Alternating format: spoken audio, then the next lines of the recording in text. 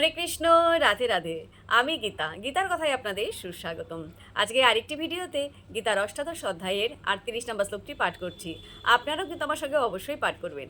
ওং নমো ভগবতে বাসুদেবায়, ওং নমো ভগবতে বাসুদেবায়, ওং নমো ভগবতে বাসুদেবায়, ওং তৎসৎ। হরে কৃষ্ণ।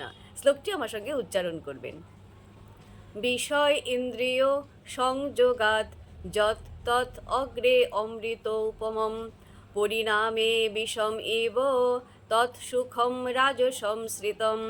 অনুবাদ: বিষয় ও ইন্দ্রিয়ের সংযোগের ফলে যে সুখ প্রথমে অমৃতের মতো এবং পরিণামে বিষের মতো অনুভূত হয়, সেই সুখকে রাজসিক বলে কথিত হয়। তাৎপর্য বলেছে, একজন যুবক যখন একজন যুবতীর সান্নিধ্যে আসে, তখন যুবকটির ইন্দ্রিয়গুলি যুবতীটিকে দেখাবার জন্য, তাকে স্পর্শ করবার জন্য এবং যৌন সংভোগ করবার জন্য তাকে প্ররোচিত করতে থাকে। এই ধরনের ইন্দ্রিয় সুখ প্রথমে অত্যন্ত সুখদায়ক হতে পারে, কিন্তু পরিণামে অথবা কিছুকাল পরে তা বিষবৎ হয়ে ওঠে।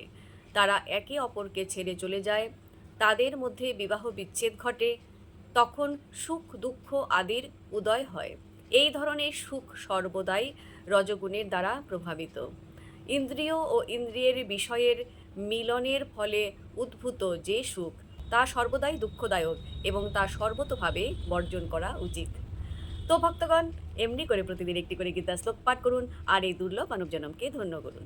আর আমাকে যারা কমেন্ট করেছে তাদের নামগুলো নিচ্ছি: বিপুল রাও, স্বপন ভট্টাচার্য, শানু দেবনাথ, সুশান্ত দাস অধিকারী, প্রদীপ বিশ্বাস, মালা মহন্ত, সুমন সিংহ, অরিজিৎ পান্ডা, সহদেব দে, বিদিশা মুখার্জি।